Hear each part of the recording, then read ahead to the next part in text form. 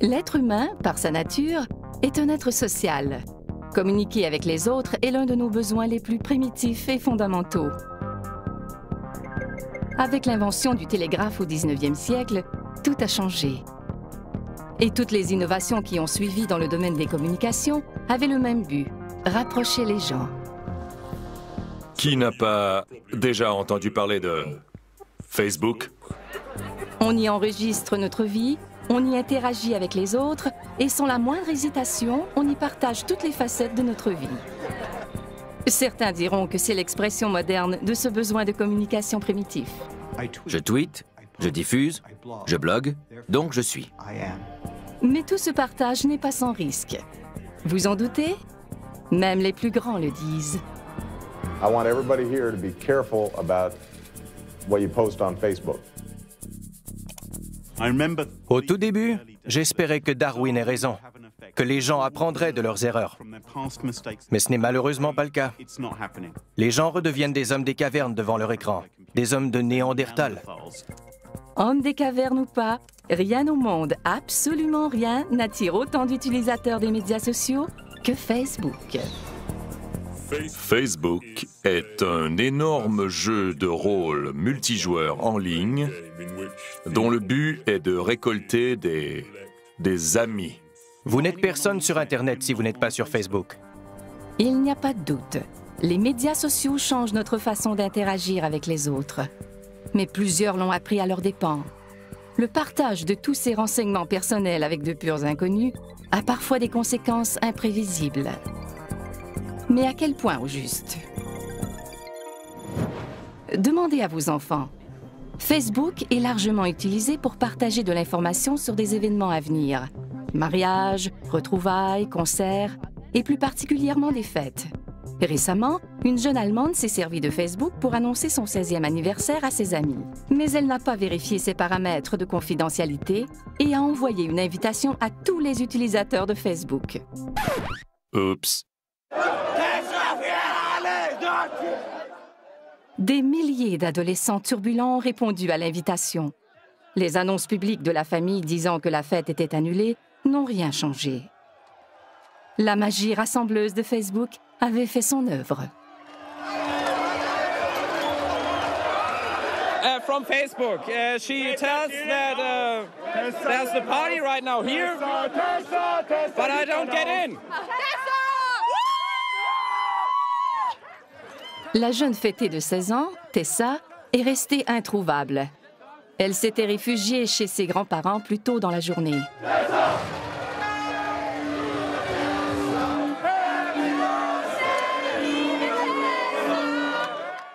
Un clic inoffensif sur Facebook, un moment d'inattention à 16 ans et toute une vie de notoriété sur Facebook.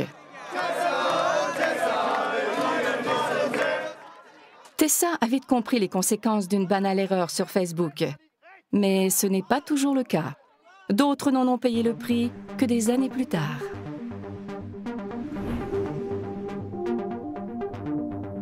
La Colombie-Britannique est réputée pour les aléas de sa politique provinciale. Voici une de ses circonscriptions, la baie de Falls Creek de Vancouver, où se côtoient résidences et commerces. En 2009, Falls Creek était une circonscription libérale. Le NPD a voulu changer les choses en amenant un vent de fraîcheur, un tout nouveau visage en politique. Ils jettent leur dévolu sur Relam, plus jeune que le politicien moyen, déterminé à faire les choses différemment. J'ai vu le potentiel de Facebook et de Twitter et j'ai misé sur ces médias pour communiquer avec mes électeurs. Facebook a joué un rôle déterminant dans la campagne de Ray, mais pas exactement en sa faveur. Juste au moment où sa campagne prenait son envol, sa carrière politique a connu une fin pour le moins abrupte. Tout ça à cause de vieilles photos dénichées sur Facebook et diffusées auprès des médias par son adversaire libéral. C'était des photos du secondaire. Remises en contexte, elles étaient plutôt anodines. L'attention qu'on leur a accordée durant la campagne était complètement démesurée. Sur l'une d'elles, je danse avec une amie, avec une main sur sa poitrine. Et sur une autre, j'ai le pantalon baissé et des amis pointent mon caleçon du doigt. Ces photos, datant de plusieurs années et reléguées aux oubliettes depuis, ont pourtant été conservées dans un recoin de Facebook. Les nouvelles ne couvraient plus les décisions ou le programme politique du NPD. On ne parlait que de ces photos sur Facebook. C'était un manque de jugement, une erreur de jeunesse. Mais quand on se lance en politique et qu'on devient une personnalité publique, il faut redoubler de vigilance. Ray a décidé de se retirer et d'abandonner la course, sa jeune carrière politique entachée par des photos en apparence anodines. Pour Ray, c'est une belle occasion manquée et une injustice mémorable. Clive Thompson est journaliste pigiste. Il s'intéresse particulièrement à Internet et à son impact sur la publication de nos vies. Avant, on pouvait passer l'éponge sur les choses dont on n'était pas particulièrement fier. Mais avec Facebook, ce n'est pas si simple. Il y aura toujours une photo pour nous rappeler telle ou telle idiotie.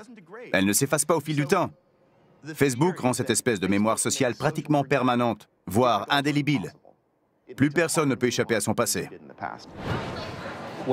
Tout ce que j'ai accompli depuis la fin du secondaire, mes études, mon expérience professionnelle et mon engagement au sein de la communauté, est nettement plus important que tout ce que j'ai pu faire pendant mes études secondaires. L'histoire de Ray soulève une question. Dans le futur, qui sera assez irréprochable pour prétendre à un siège au Parlement?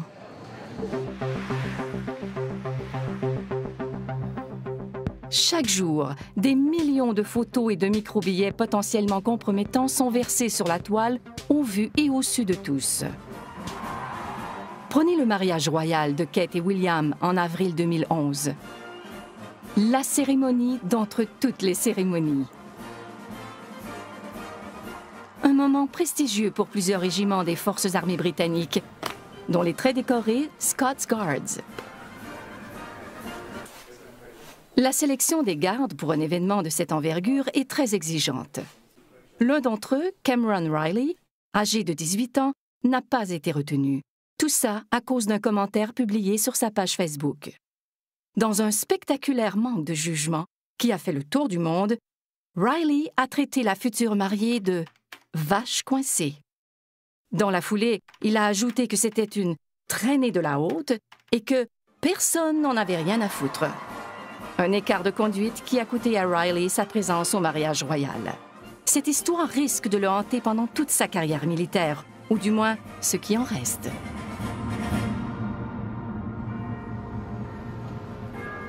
Voici un autre Britannique qui aurait peut-être mieux fait de garder ses réflexions pour lui. Le comptable de 26 ans, Paul Chambers. L'homme a acheté un billet d'avion en partance d'un aéroport régional pour visiter sa copine à Belfast. 9 jours avant son départ, l'aéroport est paralysé par une tempête de neige. Chambers se permet alors d'envoyer une mise en garde amicale à l'aéroport dans un microbillet sur Twitter.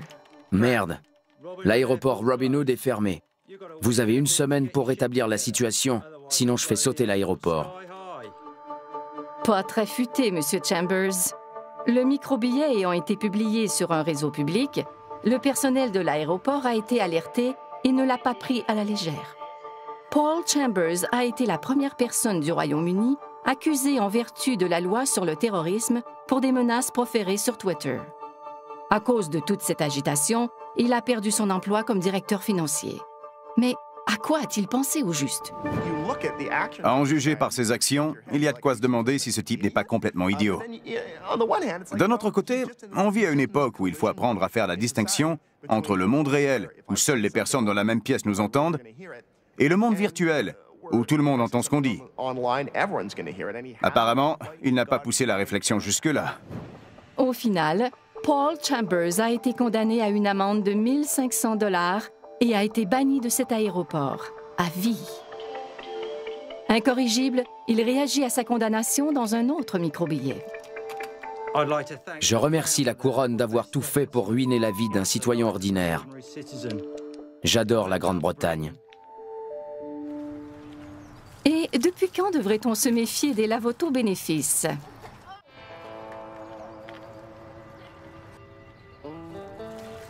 La Caroline du Sud. Un policier, en fonction, a fait laver son autopatrouille par des jeunes femmes en bikini. Inévitablement, la scène a été photographiée et les photos ont abouti sur Facebook. Mais ça n'a pas amusé le chef de police, qui y a vu une violation des règles sur l'utilisation des véhicules de police et une atteinte à la réputation du corps de police. L'agent en question a été congédié. Vous voyez le topo? Une photo publiée innocemment peut causer énormément de tort. Ces incidents ne sont pas le propre de l'Amérique profonde. Ils touchent aussi la capitale nationale et des personnalités qui auraient tout intérêt à faire preuve de bon jugement dans leurs micro-billets. Mais il semble que ce ne soit pas toujours le cas. Du moins, pas celui d'Anthony Weiner. Ce membre du Congrès a appris à la dure que publier la photo de son membre viril était une erreur monumentale. I'm deeply ashamed of my terrible judgment and actions. Évidemment, il a été forcé de démissionner. Tout le monde s'est demandé à quoi il avait bien pu penser. La vérité, c'est que les gens ne réfléchissent pas toujours avant de publier un micro-billet sur Twitter ou une photo sur Facebook. Mais le risque est bien réel. Car on ne sait jamais qui sont nos amis. Ce petit coin de campagne anglaise est le théâtre d'une lutte continue, une lutte mondiale pour la protection des renseignements personnels. Dans ces installations ultramodernes bâties sur mesure, une entreprise du nom de Sophos intercepte des virus informatiques de toutes sortes. Son travail consiste à protéger certaines des plus grosses sociétés du monde et d'importants services gouvernementaux contre les cyberattaques. Chaque jour, Sophos voit les conséquences de la divulgation insouciante de renseignements personnels sur la toile. Graham Cluley y travaille comme conseiller en chef principal en technologie. Une partie de son travail consiste à surveiller de près Facebook. La plupart des gens ne comprennent pas que Facebook n'est pas désintéressé. C'est une entreprise. Ce n'est même pas gratuit. Si vous pensez que vous ne payez pas, détrompez-vous. Vous payez avec vos données. Vous divulguez des renseignements personnels que Facebook revend à des tiers comme n'importe quelle marchandise. Vous êtes le produit en vente sur Facebook. Vous êtes le produit. Vous et votre date de naissance, ce que vous aimez ou non, votre adresse de courriel, vos préférences et vos passe-temps. Sophos soupçonne les utilisateurs en général de divulguer leurs renseignements personnels beaucoup trop facilement. Pour le prouver, l'entreprise a créé la page Facebook d'une grenouille en plastique et a invité 200 inconnus à devenir ses amis. Près de la moitié de l'échantillon a accepté et partagé sans hésiter ses renseignements personnels avec Freddy la grenouille. Leur nom, la liste de leurs amis, leur formation et ainsi de suite.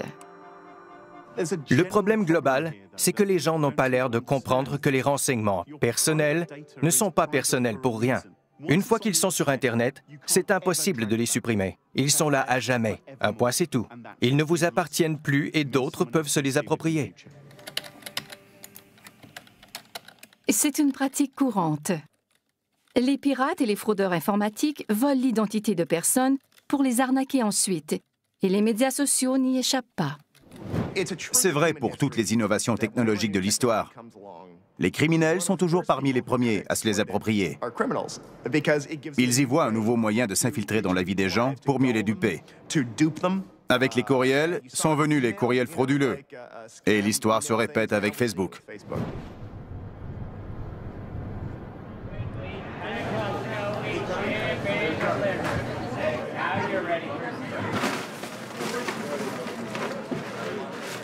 Brian Rodberg en sait quelque chose.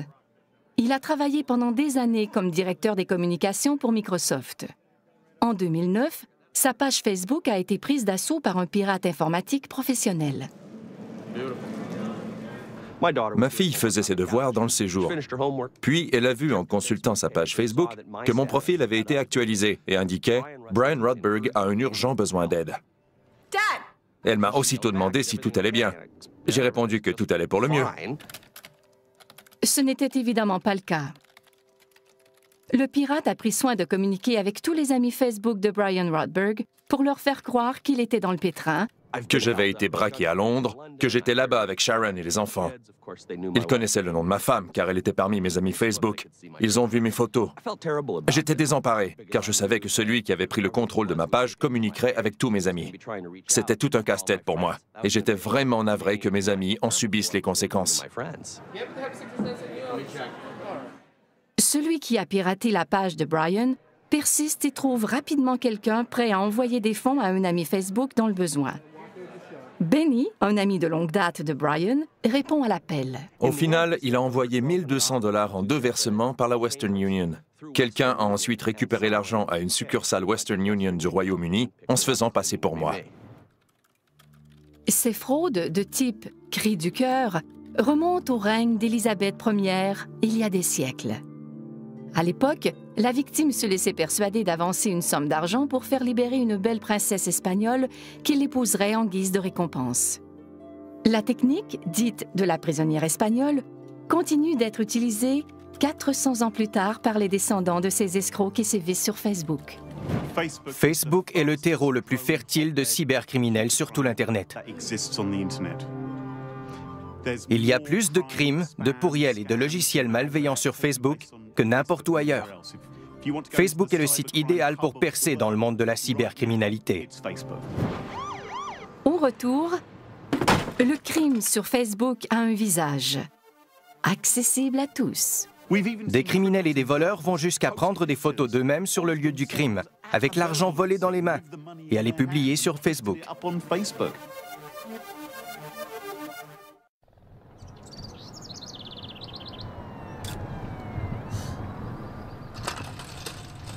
Nous sommes dans un quartier résidentiel paisible de Washington, D.C. Voici le rédacteur en chef, Mark Fisher, et son fils Aaron, tous deux utilisateurs de Facebook, des amis Facebook même. Récemment, dans l'intimité de leur maison, ils ont vécu une expérience on ne peut plus étrange jusque sur Facebook. Tout a commencé un vendredi après-midi avec une entrée par effraction par la porte arrière. Le cambrioleur a pillé tout ce qu'il a pu dans les chambres, y compris de l'argent et l'ordinateur portable d'Aaron. Il est même allé jusqu'à voler un nouveau manteau d'hiver tout juste arrivé de chez Macy's. Le voleur était parti depuis longtemps quand Aaron est rentré de l'école. Il a constaté le vol et a communiqué avec ses parents. On a reçu un courriel dont l'objet était « à l'aide ». Les Fisher appellent immédiatement la police et arrivent à la maison tout juste avant les policiers. Ils nous ont expulsés de la maison en quelques secondes pour la fouiller et s'assurer qu'il n'y avait personne à l'intérieur. Un vol en apparence anodin qui prend soudainement une étrange tournure.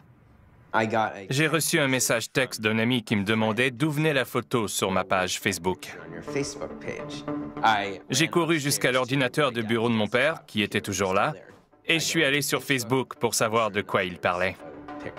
C'est là que j'ai vu la photo. Avant même de quitter la maison avec le portable d'Aaron, le cambrioleur s'est photographié avec la caméra de l'ordinateur et l'a publié sur la page Facebook d'Aaron au vu et au su de tous. Tout s'expliquait. J'ai fait monter un des policiers dans mon bureau. Je lui ai montré la photo et je lui ai dit que c'était notre homme. Il portait un manteau ample et il souriait bêtement en tenant l'argent dans une main et en le pointant de l'autre. Le policier n'arrivait pas à croire à quel point ce type était stupide. Car il ne s'est pas contenté de prendre le contrôle de la page d'Aaron. Après avoir mis fin à sa session, il a accédé à son propre compte Facebook depuis le même ordinateur volé. La police a pu retrouver le malfaiteur par l'entremise de son compte Facebook et porter des accusations contre lui. Rodney King, 19 ans, a plaidé coupable et a été condamné à une peine d'emprisonnement. On ignore s'il continue de mettre à jour sa page Facebook. Le problème, c'est que les gens ne cherchent pas à savoir si ce qu'ils font aujourd'hui est idiot ou risque de les faire passer pour des idiots dans un an. Et c'est particulièrement vrai chez les jeunes. dont la personnalité change très rapidement. La personne qu'on était à 19 ans peut être complètement différente de celle qu'on est devenue 2 ans plus tard. Le problème avec Facebook, c'est qu'on publie une photo qu'on trouve très drôle sur le coup. Mais 2 ans plus tard, tandis qu'on se cherche un emploi, un employeur potentiel peut l'avoir en se renseignant sur nous. Cette photo idiote est encore là, et elle est toujours aussi idiote 4 ans plus tard.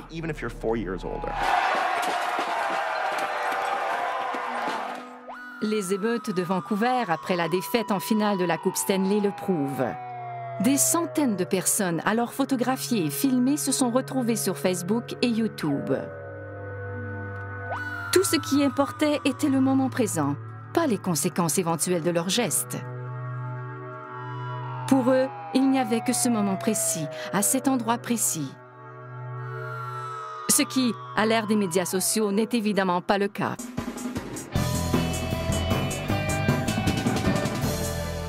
Mark Federman est éducateur et spécialiste des rapports interpersonnels à l'ère des médias sociaux. Le monde d'aujourd'hui est complètement différent de celui dans lequel beaucoup d'entre nous ont grandi. Notre expérience du monde est très étrange. Les gens posent des gestes qui nous paraissent complètement absurdes. Les anciennes règles ne s'appliquent plus. Et cette situation peut porter à confusion pour certains, car on vit à une époque en pleine transformation, du jamais vu depuis le milieu du XVIe siècle.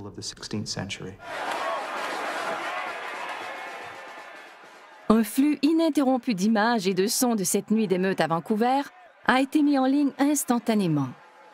Le village global créé par les médias sociaux est ouvert à tous, mais pas toujours pour le mieux. On est tous interreliés. Tout ce qu'on fait se répercute sur les autres. On peut avoir une influence sur de parfaits inconnus, dans les coins les plus reculés du monde. D'où l'importance pour chacun de comprendre que ce qu'on fait ici a un impact ailleurs. Car il n'y a plus d'ailleurs. Il n'y a qu'ici. Et en ligne, ici, c'est partout. Et maintenant, c'est pour l'éternité. Au lendemain des émeutes de Vancouver, une nouvelle page Facebook a été créée dans le but d'identifier les casseurs sur les photos disponibles, de mettre un nom sur ces visages pour les humilier publiquement dans une sorte de lynchage en ligne. Le site déborde néanmoins de photos de casseurs qui ne s'attendaient certainement pas à faire le tour du monde. Dans la réalité, quand on dit ou fait quelque chose, seules les personnes de notre entourage immédiat en ont connaissance, sauf exception. Sur Facebook, toutes les personnes qui ont accès à votre profil savent ce que vous avez dit ou fait, y compris les personnes que vous avez oubliées, dont vous avez accepté la demande d'amitié il y a 1 an ou 2. Les amis de vos amis le sauront peut-être aussi, sans compter ceux qui copieront et colleront vos publications pour les transmettre à d'autres que vous pouvez à peine imaginer. Mais cela échappe encore à de nombreux utilisateurs de Facebook. Des photos comme celle-ci peuvent porter à confusion. Qui est vraiment un casseur et qui n'en est pas un? La réalité est parfois tout autre que ce que Facebook suggère. Les cantons de l'Est sont situés à un peu plus d'1 heure de route de Montréal. Ici, à Cowansville, se joue une lutte entre David et Goliath. Voici Nathalie Blanchard et son avocat, Tom Lanvin. Au palais de justice local, ils se préparent à affronter l'une des plus grandes compagnies d'assurance nord-américaines. En 2009, Nathalie reçoit un diagnostic de dépression clinique. La compagnie d'assurance de son employeur, Manuvie, verse des prestations à Nathalie tandis qu'elle s'efforce de prendre du mieux. Mon médecin m'a conseillé de sortir le plus possible, de continuer à voir mes amis, d'aller au restaurant et de sortir. Bref, de faire ce que je voulais. Dans le cadre de son traitement, en plus de continuer à voir ses amis, le médecin recommande à Nathalie de faire un voyage. Elle se rend donc en Floride avec sa mère et publie des photos de son voyage sur Facebook. D'une façon ou d'une autre, Manuvie prend connaissance des photos, en tire des conclusions et sans aucune explication met un terme aux prestations de Nathalie. La question n'est pas de savoir s'ils peuvent utiliser le contenu accessible sur Facebook, mais comment ils l'utilisent. C'est tout le problème. Ça et la mauvaise interprétation qu'ils peuvent en faire. Prenez par exemple une patiente qui reçoit un diagnostic de dépression clinique, une maladie qui fait des ravages. Un parent de cette personne l'invite en voyage pour changer le mal de place et elle publie une photo de son voyage sur Facebook. Des enquêteurs ne peuvent pas conclure pour autant qu'elle a commis une fraude et mettre un terme à ses prestations. C'est absolument insensé. J'ai mis cette photo sur Facebook seulement pour cacher ma dépression. Je ne me suis pas demandé qui la verrait. Je voulais juste que les gens pensent que tout allait bien dans ma vie. Privée de ses prestations, Nathalie perd sa cote de crédit et finalement sa maison. Vous vous rappelez peut-être ce vieux cliché d'un homme en arrêt de travail pour des maux de dos ou quelque chose du genre, qui se fait surprendre en train de tondre son gazon par un inspecteur caché derrière une haie avec un appareil photo. Eh bien, on n'en est plus là, mais on a Facebook. C'est du pareil au même. C'est la même chose, mais ça facilite encore plus le travail aux compagnies d'assurance. Personne ne peut évaluer la condition médicale ou psychologique d'une personne en se fondant sur une photo hors contexte sur Facebook. La cause de Nathalie a finalement fait l'objet d'un règlement à l'amiable en janvier 2012, annulant le procès attendu par des enquêteurs d'assurance, des experts en protection de la vie privée et des avocats en droit du travail de partout dans le monde. Au retour, une histoire d'amour. L'histoire de deux parfaits inconnus et d'une soirée sur Facebook qui a tout changé. Facebook est reconnu pour créer des liens. Alors, que diriez-vous d'une histoire d'amour née dans cette maison près de Fort Lauderdale, en Floride? Voici deux personnes qui ont beaucoup en commun, y compris quelque chose de plutôt inattendu. Je m'appelle Kelly Hildebrandt. Je m'appelle Kelly Hildebrandt. K-L-L, Hildebrandt. H-I-L-D-E-B-R-A-N. D-T. How many pancakes do you want? Pour Kelly Hildebrandt et Kelly Hildebrandt, la vie à deux a commencé sur Facebook. Tout a commencé un soir où je m'ennuyais. Il était tard et j'ai voulu consulter ma page Facebook. J'ai saisi mon nom dans le champ de recherche et il est apparu sur mon écran. J'ai été étonnée de voir qu'une autre personne s'appelait Kelly Hildebrandt et que c'était un gars. Alors je lui ai envoyé un message. Elle m'a salué en me disant qu'on avait le même nom. Peu de temps après, j'étais dans un vol vers la Floride pour rencontrer l'autre Kelly Hildebrandt.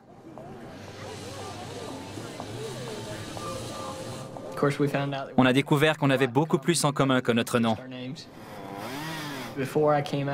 Avant de la rencontrer, j'ai dit à mon pasteur que si elle était la même en personne qu'au téléphone, c'était la bonne.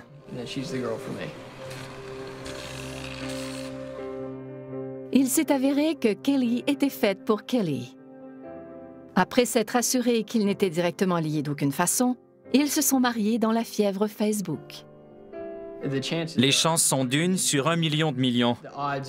Que quelqu'un ait exactement le même nom, qu'on se rencontre à 2500 km de distance et qu'on s'entende à merveille, c'est absolument incroyable. L'histoire de Kelly et Kelly et la chance inouïe qu'ils ont eue de se rencontrer ont fait le tour du monde. Elle a même donné de la matière aux émissions de fin de soirée. On sait qu'on est célèbre quand Conan O'Brien fait une blague à propos de nous. Il a raconté notre histoire. Il a parlé de nous. Après le mariage de Kelly Hildebrandt et Kelly Hildebrandt, une centaine d'hommes ont changé de nom pour Megan Fox. Oui, sur Facebook. C'est dans la nature humaine de vouloir créer des liens. On dit parfois qu'un inconnu est un ami qu'on n'a pas encore rencontré. Dans un monde où il n'y a plus de barrières, c'est une formidable pensée à retenir. Sans Facebook, je n'aurais jamais rencontré Kelly. Je peux dire que Facebook a littéralement changé ma vie. Je dois ma formidable femme à Facebook. Si ce n'était pas de Facebook, je n'aurais jamais rencontré l'autre Kelly Hildebrandt.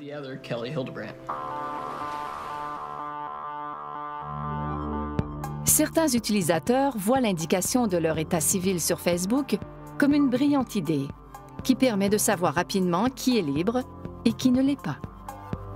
Mais Facebook est capable du meilleur comme du pire.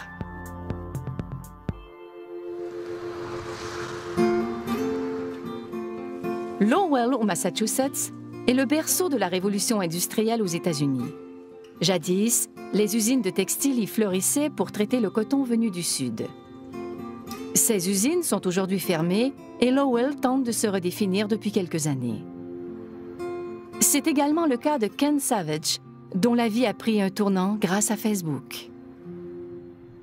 Mon ex-femme se servait de Facebook pour communiquer avec ses amis. Mais elle y a vite vu l'occasion de retrouver d'anciens petits amis. Vous le voyez venir. Sa femme a fini par le tromper et il l'a prise en flagrant délit. Facebook a très certainement précipité la fin de mon mariage. On n'avait plus une très bonne communication. Elle a cessé de s'intéresser à moi et a jeté son dévolu sur Facebook. Elle aussi a compris alors que c'était fini entre nous. Elle n'était plus heureuse et a pensé trouver ce qu'elle recherchait plus facilement sur Facebook. On entend des histoires, et je suis sûr qu'elles sont vraies, de couples où l'un des partenaires essaie de discuter avec l'autre tandis qu'il a les yeux rivés sur Facebook. Tout ce flux de stimuli sociaux est si riche que certains n'arrivent pas à en faire abstraction, même quand ils sont dans la même pièce que leur supposée tendre moitié. Ken et sa femme se sont séparés. J'ai expliqué à ma famille ce qui s'était passé et pourquoi je la quittais. Je leur ai dit qu'elle m'avait trompé sur Facebook, mais ils ont tous ricané en se demandant comment c'était possible. En quête de réponse, Ken crée son propre site web. C'est le site facebookcheating.com. J'y aborde toutes sortes de sujets. Et le site est très fréquenté. Il enregistre jusqu'à 50 000 requêtes chaque mois. De toute évidence, Ken n'est pas seul. J'ai lu dans un article que les divorces causés par les médias sociaux comme Facebook étaient en hausse. Une récente étude menée par un cabinet d'avocats américain révèle qu'un adultère sur 5 est manifestement lié à Facebook. Ken en sait quelque chose. Il a vécu un divorce et rencontré une nouvelle petite amie, croyez-le ou non, tout ça sur Facebook. Et la cerise sur le gâteau, Ken gagne maintenant sa vie grâce au site qu'il a créé sur les infidélités Facebook. Malgré tout le remue-ménage causé par Facebook, dur de croire que la vie de famille de certains n'a pas été changée en mieux. C'est évidemment le cas. Avec plus de 750 millions d'utilisateurs dans le monde, Facebook a également permis d'étonnantes reconstitutions de familles.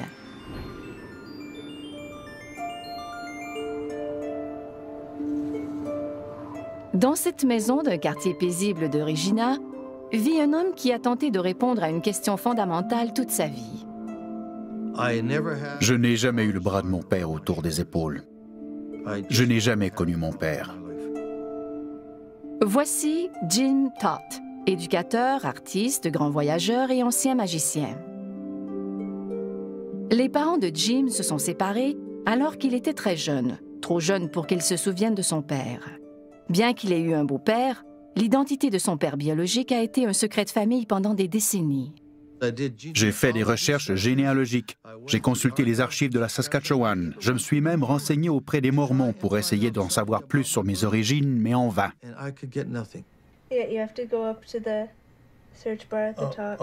Tout a changé le jour où sa petite fille, Janelle, l'a initiée à un nouveau monde sur son ordinateur.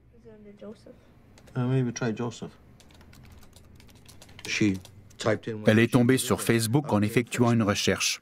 Je lui ai demandé si on pouvait vraiment retrouver des gens avec ça. Elle m'a dit oui, alors je lui ai demandé de m'aider. Et le nom Porcolab a donné un résultat, avec une minuscule photo. J'ai été très surpris. Je ne m'attendais pas à ça. C'est la première fois que j'avais une réponse positive. J'avais la photo sous les yeux. J'ai découvert que c'était mon demi-neveu. Et c'est ainsi que j'ai retrouvé mon demi-frère, d'un seul clic. Plus d'un demi-siècle de recherche résolue en quelques minutes sur Facebook. Bonjour, Jim. J'ignore par où commencer, mais ton père était mon grand-père. À ce moment précis, j'ai établi la connexion que j'attendais depuis 50 ans. Et mon père était son grand-père. J'avais réussi, après 50 ans de recherche. Et c'est grâce à Facebook que j'ai établi cette connexion. Ce genre de retrouvailles, qui n'auraient sans doute jamais pu avoir lieu dans le passé, se produisent au quotidien de nos jours. C'est le beau côté de la médaille. C'est pourquoi les utilisateurs, malgré leurs mauvaises expériences, retournent sur Facebook, parce que la magie de Facebook continue d'opérer. Jim a rencontré les membres de sa famille cet été-là. Ce qui était perdu a été retrouvé, grâce à Facebook. Au retour, Facebook pourrait-il faire des pierres tombales et des cimetières des reliques du passé?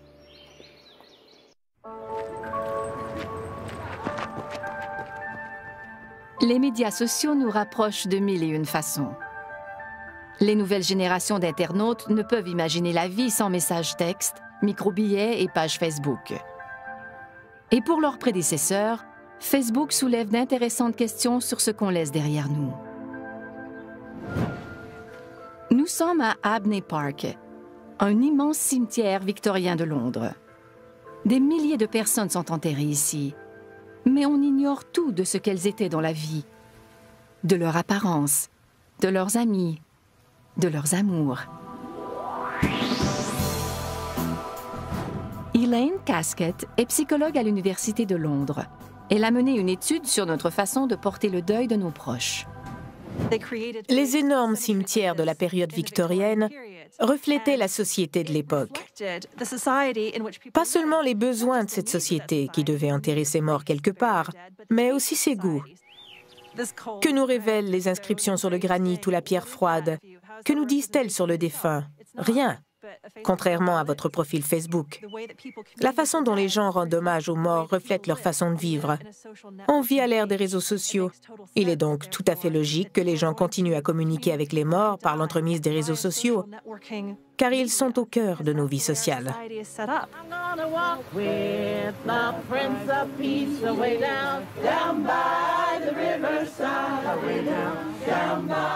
La famille et les amis de Wilma Jones sont réunis pour lui rendre un dernier hommage.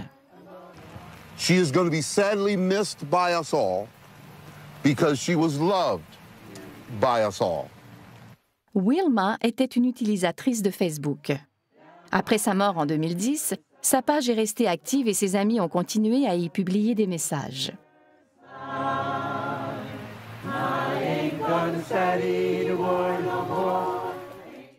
Je t'aime, Wilma, et je sais que tu as été accueillie au ciel à bras ouverts. Je compte sur toi pour embrasser toute la famille de ma part. Si vous êtes très actif sur Facebook, que vous multipliez les publications, avez des tonnes d'amis et de conversations, et que les gens commentent vos photos, Facebook dresse un portrait très riche de la personne que vous étiez. Pas seulement de vous comme personne, mais aussi dans le contexte de vos relations, y compris avec les personnes que vous laissez derrière après votre mort. Jesse, okay? She's just like love. That's what Wilma is, love. That's all I like to say. Thank you, Jesse. She's a testament to what we need to remember, what life is about. Il semble que pour beaucoup de personnes, continuer à communiquer avec quelqu'un sur Facebook après sa mort soit le moyen le plus concret et le plus direct de maintenir des liens avec cette personne. Ce n'est pas rien. Chère tante, c'est aussi bizarre que réconfortant de savoir que, quand je veux te parler, je n'ai qu'à écrire sur ton mur Facebook. J'ai l'impression qu'en cliquant sur « Publier », mon message va droit au paradis.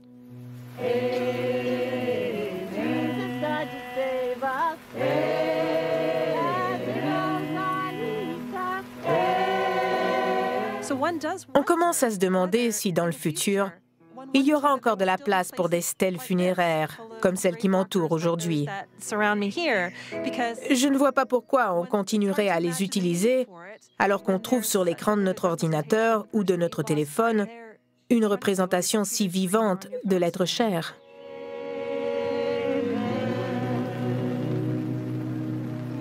Thank you, everybody.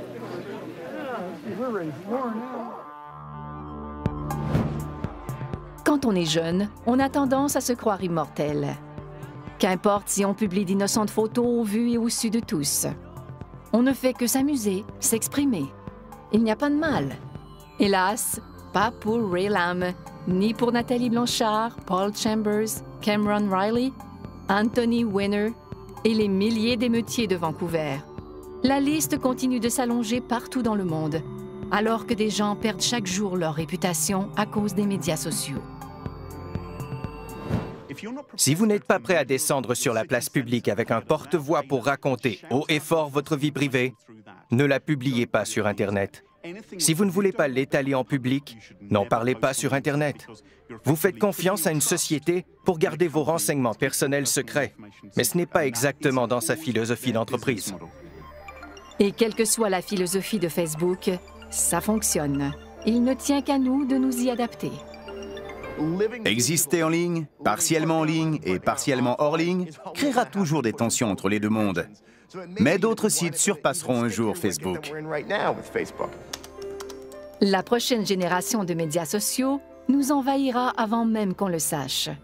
Et un jour, Facebook et Twitter nous paraîtront aussi désuets que le télégraphe. Facebook et Twitter ne sont pas les moteurs des changements sociaux, mais ils agissent comme courroies de transmission. Ils accélèrent les changements qui se dessinent aujourd'hui, mais qui pourraient prendre 150 ans à se réaliser pleinement. Et au bout de l'aventure, le monde sera complètement métamorphosé.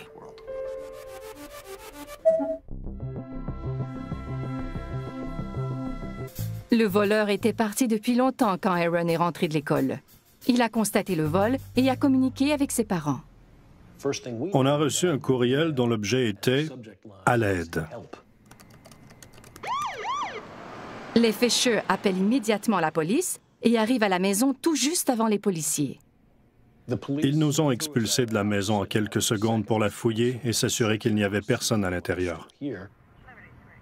Un vol en apparence anodin qui prend soudainement une étrange tournure. J'ai reçu un message texte d'un ami qui me demandait d'où venait la photo sur ma page Facebook. J'ai couru jusqu'à l'ordinateur de bureau de mon père, qui était toujours là, et je suis allé sur Facebook pour savoir de quoi il parlait. C'est là que j'ai vu la photo. Avant même de quitter la maison avec le portable d'Aaron, le cambrioleur s'est photographié avec la caméra de l'ordinateur et l'a publié sur la page Facebook d'Aaron au vu et au su de tous. Tout s'expliquait. J'ai fait monter un des policiers dans mon bureau. Je lui ai montré la photo et je lui ai dit que c'était notre homme. Il portait un manteau ample et il souriait bêtement en tenant l'argent dans une main et en le pointant de l'autre. Le policier n'arrivait pas à croire à quel point ce type était stupide. Car il ne s'est pas contenté de prendre le contrôle de la page d'Aaron. Après avoir mis fin à sa session, il a accédé à son propre compte Facebook depuis le même ordinateur volé. La police a pu retrouver le malfaiteur par l'entremise de son compte Facebook et porter des accusations contre lui.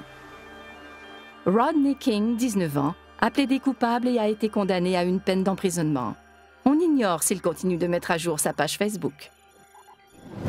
Le problème, c'est que les gens ne cherchent pas à savoir si ce qu'ils font aujourd'hui est idiot ou risque de les faire passer pour des idiots dans un an. C'est particulièrement vrai chez les jeunes, dont la personnalité change très rapidement. La personne qu'on était à 19 ans peut être complètement différente de celle qu'on est devenue 2 ans plus tard. Le problème avec Facebook, c'est qu'on publie une photo qu'on trouve très drôle sur le coup. Mais 2 ans plus tard, tandis qu'on se cherche un emploi, un employeur potentiel peut l'avoir en se renseignant sur nous. Cette photo idiote est encore là, et elle est toujours aussi idiote 4 ans plus tard.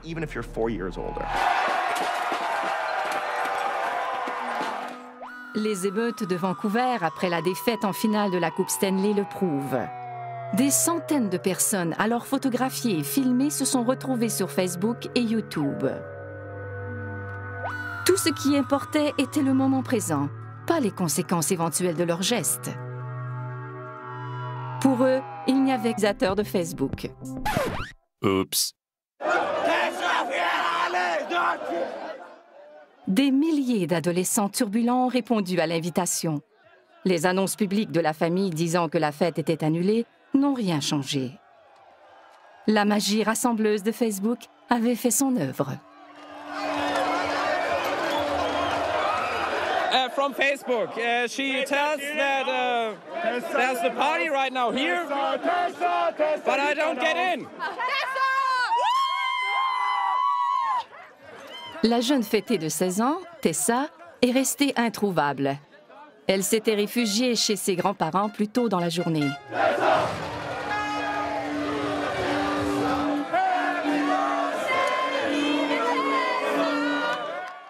Un clic inoffensif sur Facebook, un moment d'inattention à 16 ans et toute une vie de notoriété sur Facebook. Tessa a vite compris les conséquences d'une banale erreur sur Facebook. Mais ce n'est pas toujours le cas. D'autres n'en ont payé le prix que des années plus tard.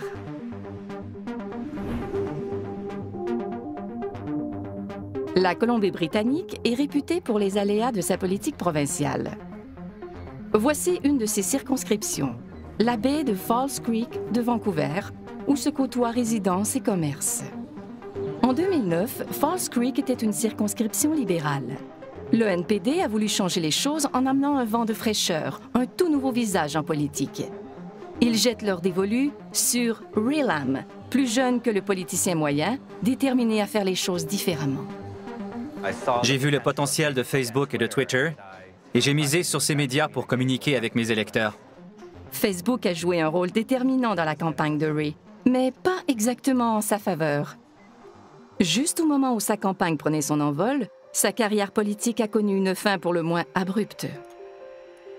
Tout ça à cause de vieilles photos dénichées sur Facebook et diffusées auprès des médias par son adversaire libéral.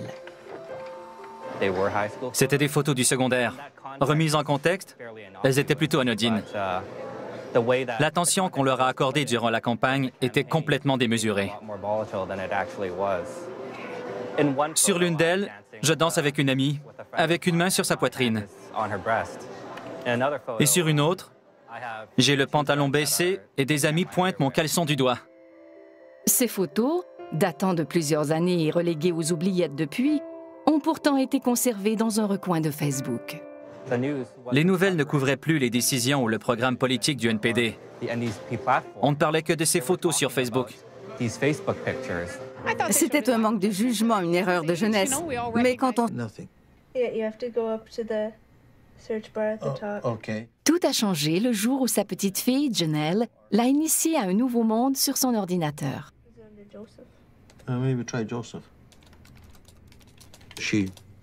Elle est tombée sur Facebook en effectuant une recherche. Je lui ai demandé si on pouvait vraiment retrouver des gens avec ça. Elle m'a dit oui, alors je lui ai demandé de m'aider. Et le nom Porcolab a donné un résultat, avec une minuscule photo. J'ai été très surpris. Je ne m'attendais pas à ça. C'est la première fois que j'avais une réponse positive. J'avais la photo sous les yeux.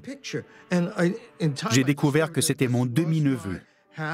Et c'est ainsi que j'ai retrouvé mon demi-frère, d'un seul clic. Plus d'un demi-siècle de recherche résolue en quelques minutes sur Facebook. Bonjour, Jim. J'ignore par où commencer, mais ton père était mon grand-père. À ce moment précis, j'ai établi la connexion que j'attendais depuis 50 ans. Et mon père était son grand-père. J'avais réussi, après 50 ans de recherche. Et c'est grâce à Facebook que j'ai établi cette connexion. Ce genre de retrouvailles, qui n'aurait sans doute jamais pu avoir lieu dans le passé, se produisent au quotidien de nos jours. C'est le beau côté de la médaille. C'est pourquoi les utilisateurs, malgré leurs mauvaises expériences, retournent sur Facebook, parce que la magie de Facebook continue d'opérer. Jim a rencontré les membres de sa famille cet été-là. Ce qui était perdu a été retrouvé, grâce à Facebook. Au retour, Facebook pourrait-il faire des pierres tombales et des cimetières des reliques du passé?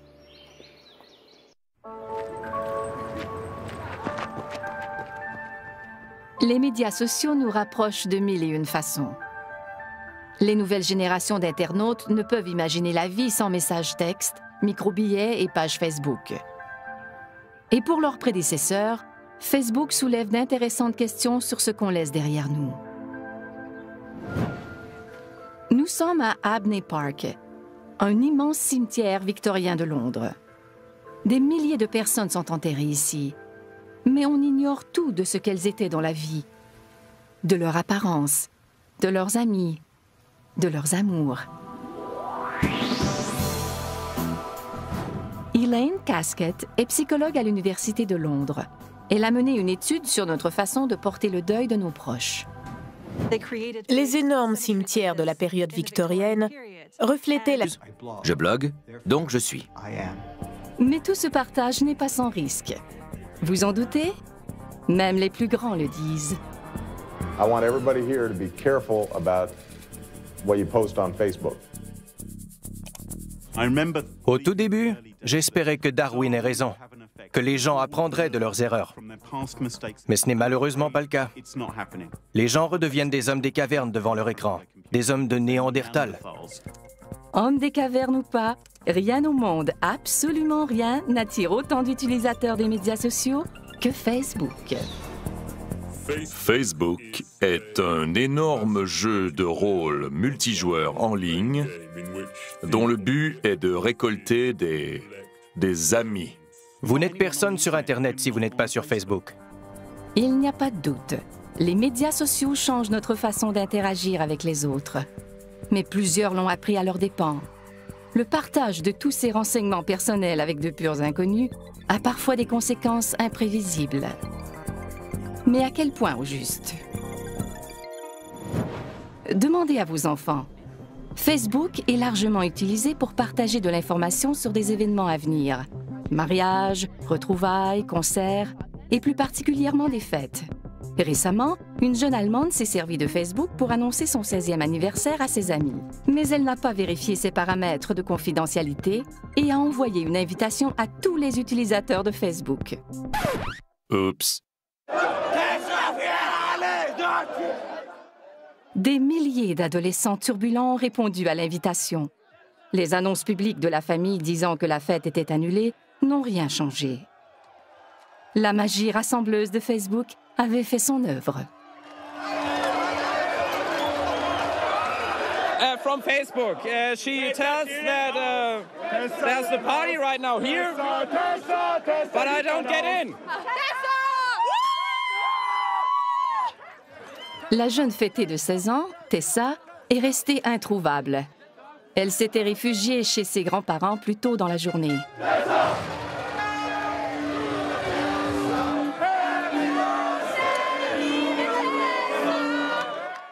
Un clic inoffensif sur Facebook, un moment d'inattention à 16 ans et toute une vie de notoriété sur Facebook. Tessa a vite compris les conséquences d'une banale erreur sur Facebook. Mais ce n'est pas toujours le cas. D'autres n'en ont payé le prix que des années plus tard.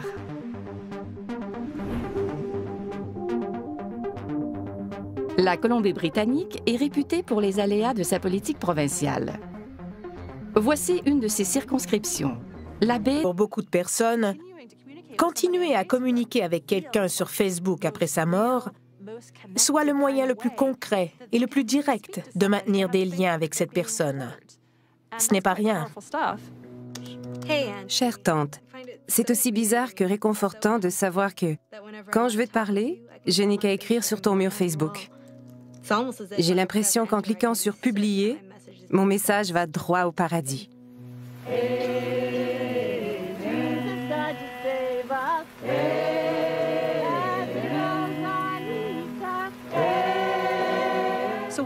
On commence à se demander si dans le futur, il y aura encore de la place pour des stèles funéraires, comme celles qui m'entourent aujourd'hui.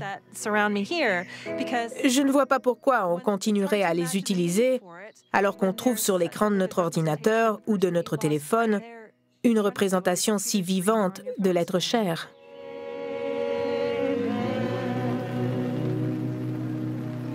Thank you, everybody.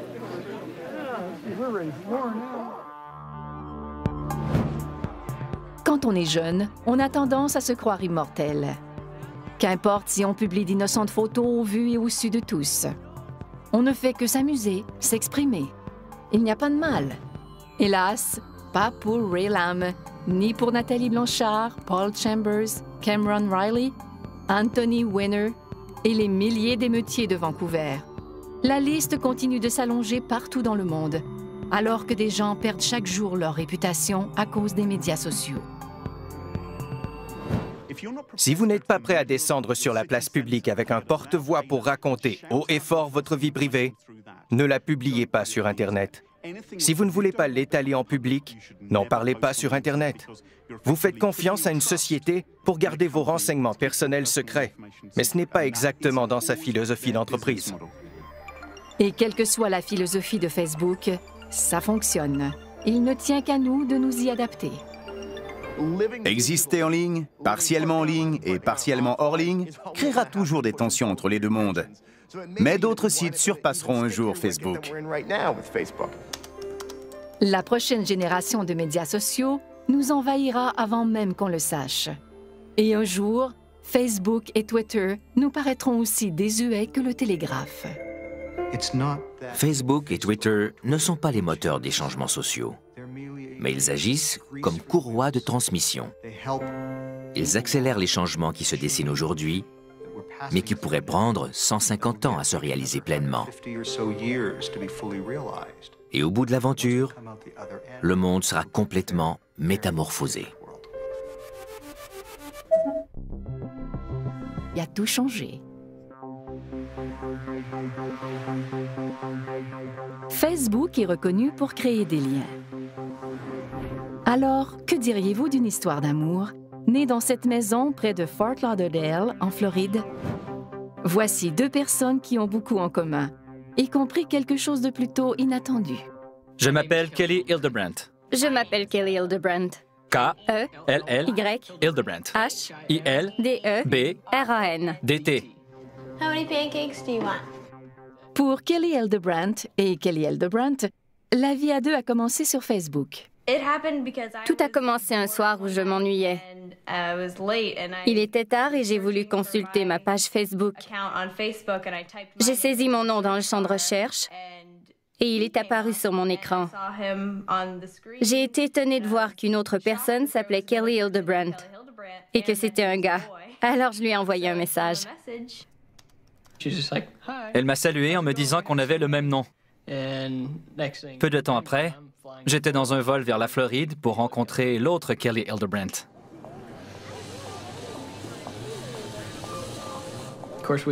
On a découvert qu'on avait beaucoup plus en commun que notre nom. Avant de la rencontrer, j'ai dit à mon pasteur que si elle était la même en personne qu'au téléphone, c'était la bonne.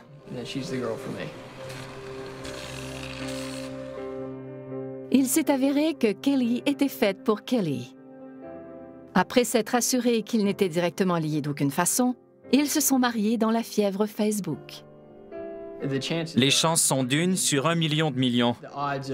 Que quelqu'un ait exactement le même nom, qu'on se rencontre à 2500 km de distance et qu'on s'entende à merveille, c'est absolument incroyable.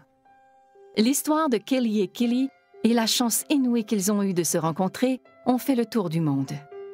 Elle a même donné de la matière aux émissions de fin de soirée. On sait qu'on est célèbre quand Conan O'Brien fait une blague à propos de nous. Il a raconté notre histoire. Il a parlé de nous. Après le mariage de Kelly Hildebrandt et Kelly Hildebrandt, une centaine d'hommes ont changé de nom pour Megan Fox. Oui, sur Facebook. C'est dans la nature humaine de vouloir créer des liens. On dit parfois qu'un inconnu est un ami qu'on n'a pas encore rencontré. Dans un monde où il n'y a plus de barrières, c'est une formidable pensée à retenir. Sans Facebook, je n'aurais jamais rencontré Kelly. Je peux dire que Facebook a littéralement changé ma vie. Je dois ma formidable femme à Facebook. Le voleur était parti depuis longtemps quand Aaron est rentré de l'école. Il a constaté le vol et a communiqué avec ses parents. On a reçu un courriel dont l'objet était « à l'aide ». Les Fisher appellent immédiatement la police et arrivent à la maison tout juste avant les policiers. Ils nous ont expulsés de la maison en quelques secondes pour la fouiller et s'assurer qu'il n'y avait personne à l'intérieur. Un vol en apparence anodin qui prend soudainement une étrange tournure. J'ai reçu un message texte d'un ami qui me demandait d'où venait la photo sur ma page Facebook. J'ai couru jusqu'à l'ordinateur de bureau de mon père, qui était toujours là, et je suis allé sur Facebook pour savoir de quoi il parlait. C'est là que j'ai vu la photo. Avant même de quitter la maison avec le portable d'Aaron, le cambrioleur s'est photographié avec la caméra de l'ordinateur et l'a publié sur la page Facebook d'Aaron au vu et au su de tous. Tout s'expliquait. J'ai fait monter un des policiers dans mon bureau. Je lui ai montré la photo et je lui ai dit que c'était notre homme. Il portait un manteau ample et il souriait bêtement en tenant l'argent dans une main et en le pointant de l'autre. Le policier n'arrivait pas à croire à quel point ce type était stupide. Car il ne s'est pas contenté de prendre le contrôle de la page d'Aaron. Après avoir mis fin à sa session, il a accédé à son propre compte Facebook depuis le même ordinateur volé. La police a pu retrouver le malfaiteur par l'entremise de son compte Facebook et porter des accusations contre lui. Rodney King, 19 ans, a plaidé coupable et a été condamné à une peine d'emprisonnement. On ignore s'il continue de mettre à jour sa page Facebook. Le problème, c'est que les gens ne cherchent pas à savoir si ce qu'ils font aujourd'hui est idiot ou risque de les faire passer pour des idiots dans un an.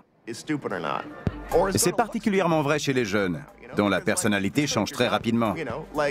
La personne qu'on était à 19 ans peut être complètement différente de celle qu'on est devenue 2 ans plus tard. Le problème avec Facebook, c'est qu'on publie une photo qu'on trouve très drôle sur le coup.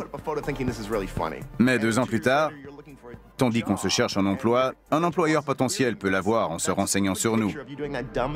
Cette photo idiote est encore là, et elle est toujours aussi idiote 4 ans plus tard.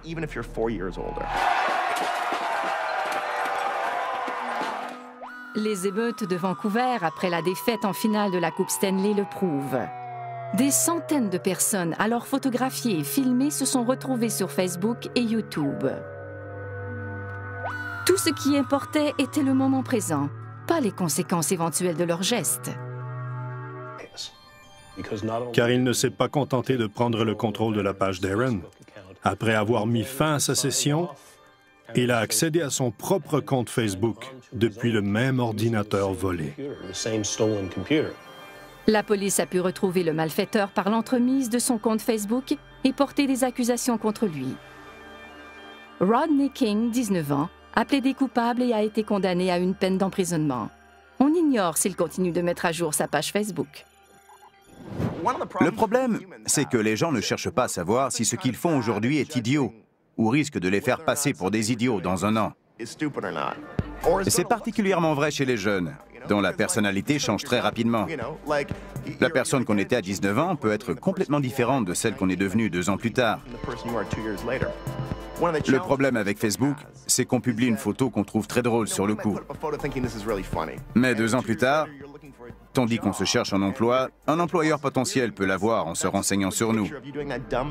Cette photo idiote est encore là, et elle est toujours aussi idiote 4 ans plus tard.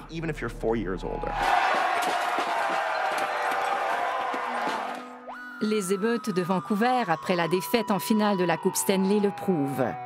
Des centaines de personnes, alors photographiées et filmées, se sont retrouvées sur Facebook et YouTube. Tout ce qui importait était le moment présent, pas les conséquences éventuelles de leurs gestes. Pour eux, il n'y avait que ce moment précis, à cet endroit précis. Ce qui, à l'ère des médias sociaux, n'est évidemment pas le cas.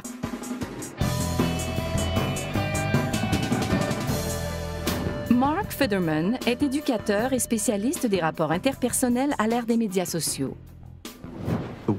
Le monde d'aujourd'hui est complètement différent de celui dans lequel beaucoup d'entre nous ont grandi. Notre expérience du monde est très étrange. Les gens posent des gestes qui nous paraissent complètement absurdes.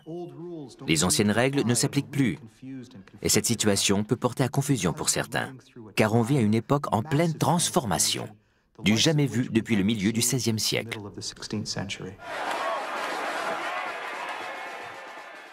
Un flux ininterrompu d'images et de sons de cette nuit d'émeute à Vancouver a été mis en ligne instantanément. Le village global créé par les médias sociaux est ouvert à tous, mais pas toujours pour le mieux. On est tous interreliés. Tout ce qu'on fait se répercute sur les autres. On peut avoir une influence sur de parfaits inconnus, dans les coins les plus reculés du monde. D'où l'importance pour chacun de comprendre que ce qu'on fait ici a un impact ailleurs. Moyen de s'infiltrer dans la vie des gens pour mieux les duper. Avec les courriels, sont venus les courriels frauduleux. Et l'histoire se répète avec Facebook.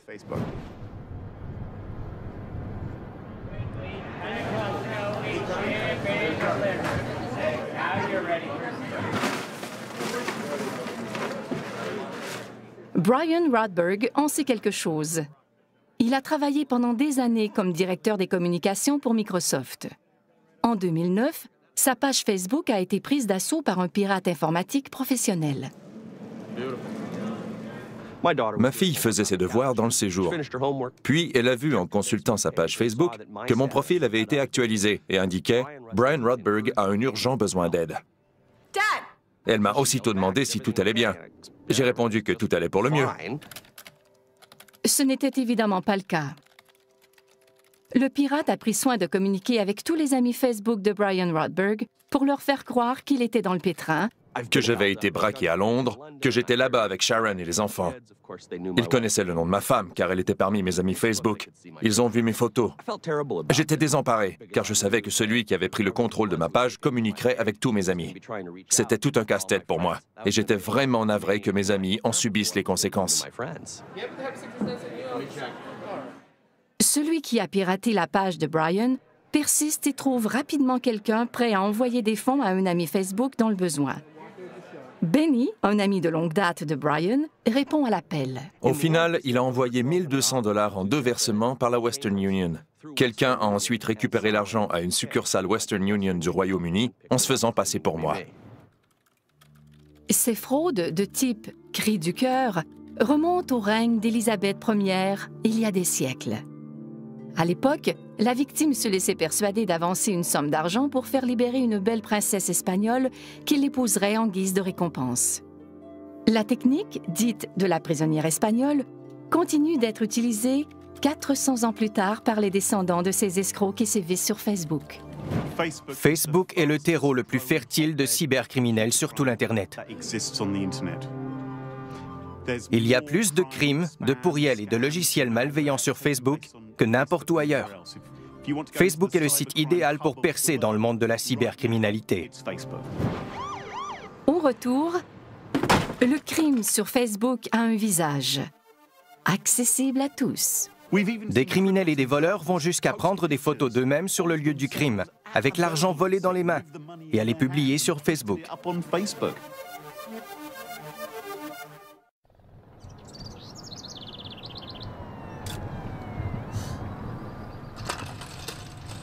Nous sommes dans un quartier résidentiel. J'ai voulu consulter ma page Facebook.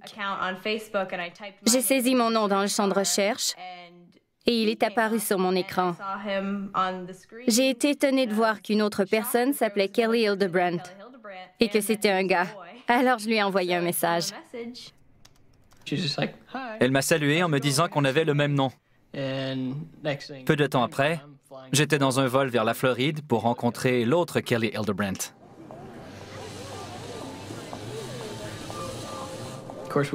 On a découvert qu'on avait beaucoup plus en commun que notre nom. Avant de la rencontrer, j'ai dit à mon pasteur que si elle était la même en personne qu'au téléphone, c'était la bonne.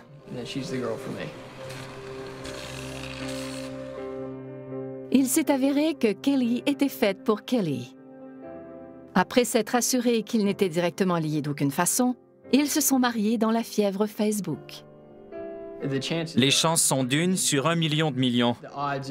Que quelqu'un ait exactement le même nom, qu'on se rencontre à 2500 km de distance et qu'on s'entende à merveille, c'est absolument incroyable. L'histoire de Kelly et Kelly et la chance inouïe qu'ils ont eue de se rencontrer ont fait le tour du monde. Elle a même donné de la matière aux émissions de fin de soirée. On sait qu'on est célèbre quand Conan O'Brien fait une blague à propos de nous. Il a raconté notre histoire. Il a parlé de nous.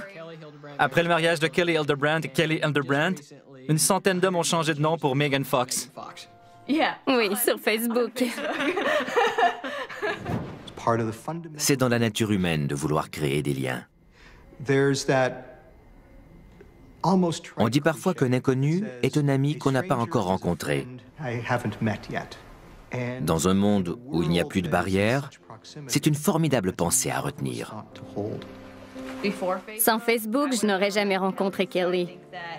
Je peux dire que Facebook a littéralement changé ma vie. Je dois ma formidable femme à Facebook. Si ce n'était pas de Facebook, je n'aurais jamais rencontré l'autre Kelly Hildebrand.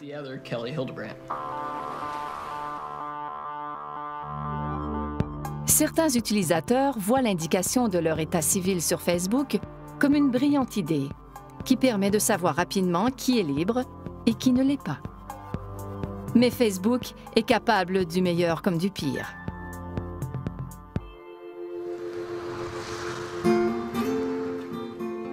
Lowell, au Massachusetts, est le berceau de la révolution industrielle aux États-Unis. Jadis, les usines de textiles y fleurissaient pour traiter le coton venu du Sud. Ces usines